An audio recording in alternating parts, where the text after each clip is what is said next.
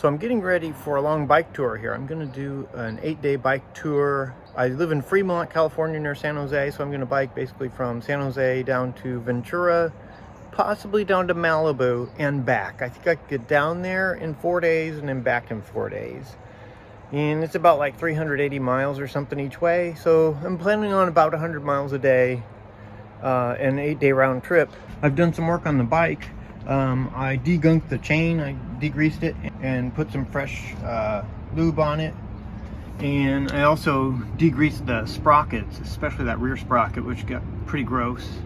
So cleaned up the chain and the drivetrain a little. Tested out the pump. Actually, my little portable pump is working fine. Checked out the brakes. The brake pads didn't need changed or adjusted. That was in decent shape. I cleaned up the bike. I wiped it down a lot. And then I put on these panniers. These are my panniers. I'm using the Ortlieb panniers, which are waterproof, pretty reliable. They're pretty rugged. These are great panniers, made in Germany. I think that's kind of the de facto standard for bike tours. You use these Ortlieb panniers, and I've used them for many tours, so I love those. I have 2 Ortlieb panniers. I'm gonna have one on each side here in the back. I'm not using any front panniers at all. But in the front, I do have this small bag here, which is nice for putting like my wallet or my phone in or whatever. And then this little bag up here for knickknacks, food and snacks, I think primarily. So I got 2 small front bags, but I'm not putting a pannier up front to carry any gear in. 2 water bottles. My bike does not have any mounts underneath here to put another 3rd water bottle. So I get 2 water bottles, but that's enough. I can put 1 liter in each of those, so 2 liters of water. I'm not going to be carrying a backpack. Anybody who's done any bike touring knows that you don't carry a backpack. That gets uncomfortable within the first hour, and then you'll wish you didn't have a backpack. So all the gear goes, basically all the gear goes in the panniers and on the back. Now inside the panniers, I'm basically going to take 2 sets of biking clothes, 1 I'm wearing and 1 spare. And then I'm going to bring my sleeping bag. So I usually don't like to camp out because it's a pain in the ass to set up camp and take down camp every day. But this time I've decided, okay, I'm gonna go lightweight. I'm not taking a tent. I'm not even taking a tarp to put over me. I'm taking a very small, lightweight 5-ounce, 4.5-ounce ground cloth that I'm gonna put down. And then I have an inflatable sleeping pad that fits inside of the pannier very easily. It's very small, very compact. So that's inflatable sleeping pad in my sleeping bag. And the sleeping bag will just sit right on here inside of a dry sack. So it'll stay dry whether it rains or not. That won't matter. So all of my gear will fit inside the 2 panniers, 2 sets of biking clothes, 1 set of street clothes that I can wear like in the evenings, a t-shirt to sleep in, and some food, which I think most of my food's probably going to go up here and in here. I might carry a little bit of extra food in the panniers for nights when I camp, possibly. And then in this little bag, this never changes, whether I'm on a bike tour or not. I always have 2 spare tubes in there and a patch kit and tire levers, as well as a couple of Allen wrenches in case I need to make adjustments to something like, some of the bolts on here. Almost all of them are like 2 Allen wrenches, covers most of the stuff on my bike. So I got my tool kit here and my patch kit, and I just finished putting this slime tube, I've used these before, on the back one only. They're pretty heavy is the problem with them. That adds probably over a pound to the bike. It's crazy how heavy these stupid things are. But it does help prevent puncture flats. So I have the Schwalbe Marathon Plus tires on my bike, which are very good, pretty rugged tires for touring. These are 700C by 28 millimeter wide.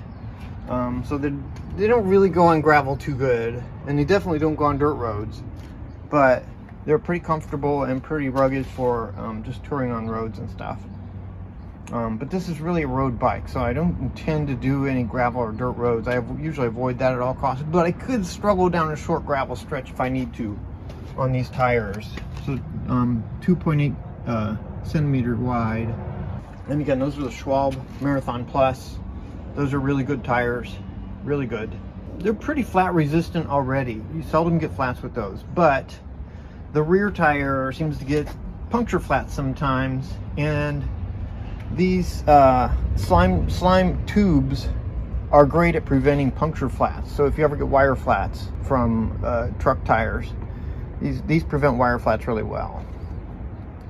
So hopefully the added weight there will pay off, and me not getting any flats the whole trip. That'd be fabulous. That'd be a first. But anyway, the bike is pretty well ready. I tightened up the bolts on my rack and everything. I've got quick release on both wheels, so if I get any flaps, I can fix them myself on the road. I've done that many times. Not worried about that. I put a new battery in this little speedometer. However, I'm mainly going to be using my Garmin watch to record my distance and speed and everything. So I think the bike is ready. I have a gel seat that I used on one of my previous tours, same bike seat. And I'm not using the clip-in pedals. I just never got used to those. I tried them on one bike tour, and you know, after a few hours I felt like just too constrained. So I don't know, I never got used to the clip-in pedals, so I just have these kind of mountain bike pedals with little spikes on them, studs on them, and I kind of like those. So anyway, yeah, my plan is to camp out about every other night. So the first night, third night, fifth night, and seventh night. So 4 times probably I will camp out, and in my sleeping bag, just basically the ground cloth, the ground tarp, and then my inflatable pad and my sleeping bag, and that's it. No tent or anything. And then the other nights I'll stay in hotels so I can wash some clothes. So every other night I want to be able to wash clothes, and I'm going to stay in a hotel so I can do that. I can wash clothes in my shower or my sink or whatever. And I'm going to eat in restaurants, but I'm going to be lugging some biking food with me so that I have snacks along the way. But mainly I want to get my food from restaurants. It's been over 2 years since my last bike tour. I think like 2 years and 4 months or something like that. Since my last big bike tour, I biked across the US.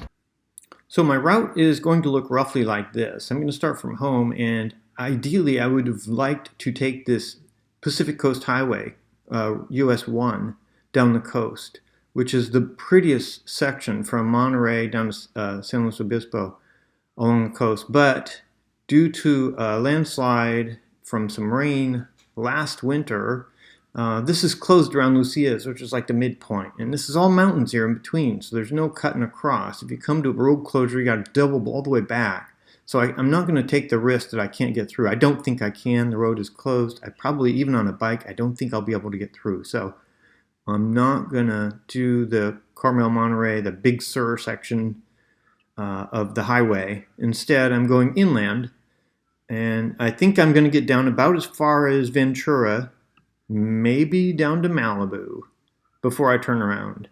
Not quite to Los Angeles. In the past, I've just biked down to Los Angeles, jumped into LAX airport, boxed my bike up, and flew home.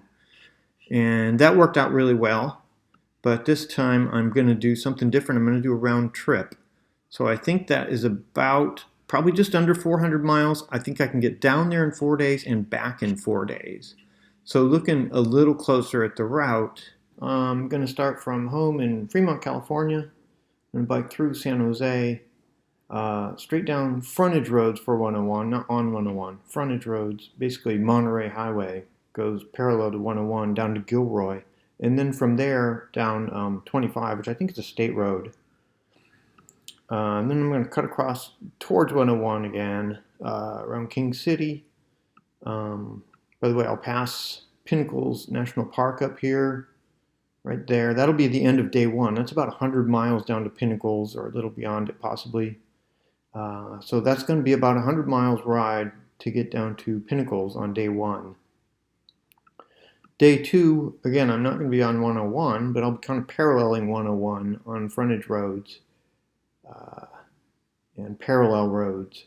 I'm using Google Map here to map out the best bike route, and then I make some adjustments to it. And then through Paso Robles, again, I'll probably adjust so that I actually go through town, because I do actually want to have lunch and pass through some food stops and everything. I need to get food, water, lunch, etc.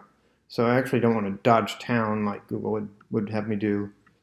And so I'm going to go through Paso Robles and through Atascadero, and then day 2 should put me down pretty close to San Luis Obispo. Hopefully, I can make San Luis Obispo in 2 days. I'll camp out on the first night, sleep in slow on the second night in a hotel. And that'll put me about halfway there, or slightly over halfway there. But my third night will probably be somewhere in this area around Solvang, or there's a lake here that I was thinking I might camp at, Cachuma Lake. at the end of day 3. Maybe, if I take this route. And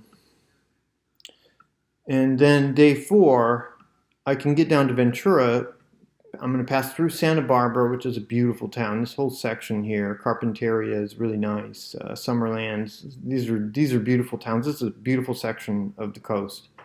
And Ventura is a nice town, so that's probably where I'll stop and turn around, depending on how my legs feel and my time holds out. Like I said, I'm going to turn around after 4 days, so I might go all the way down to Malibu.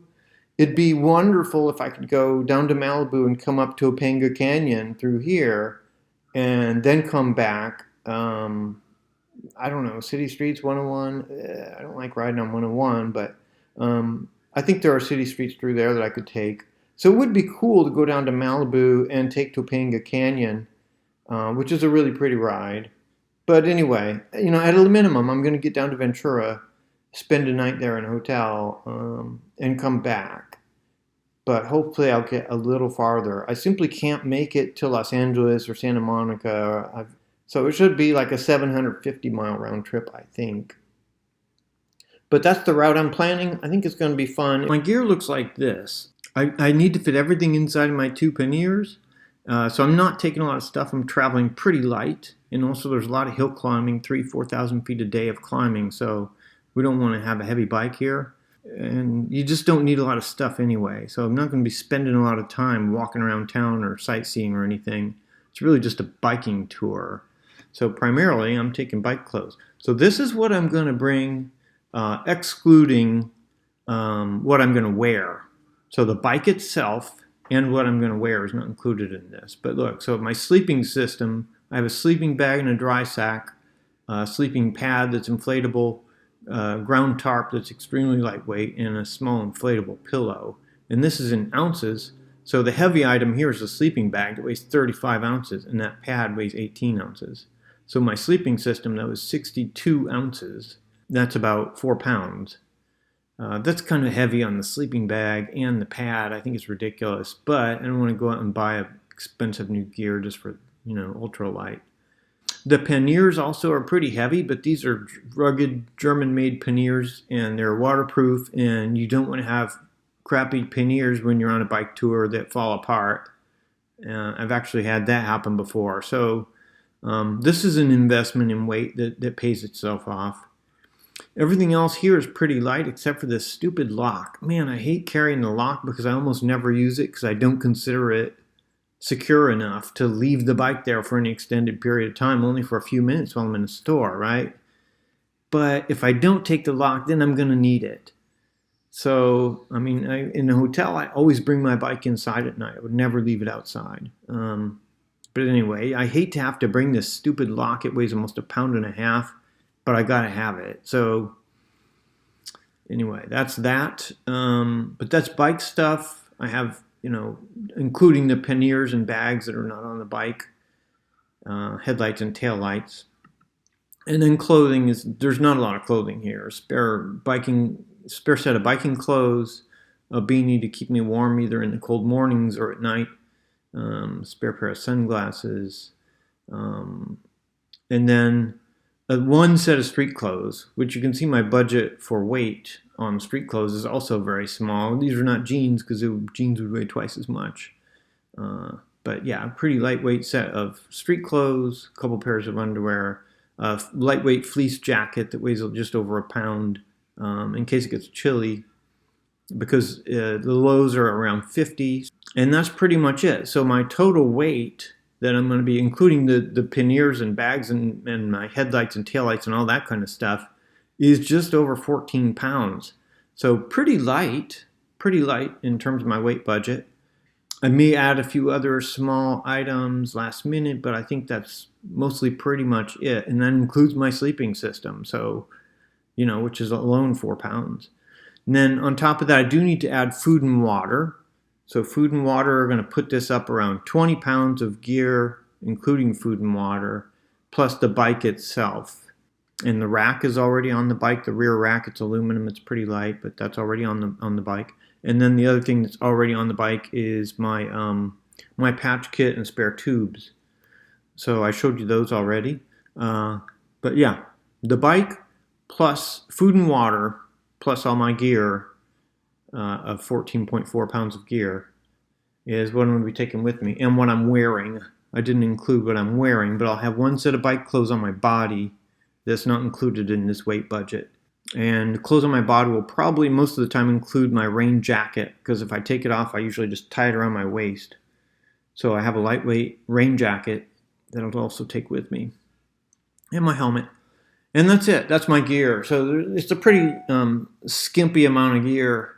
So I'll have to wash clothes about every other day is my plan. Stay in a hotel every second night and wash clothes when I stay in a hotel.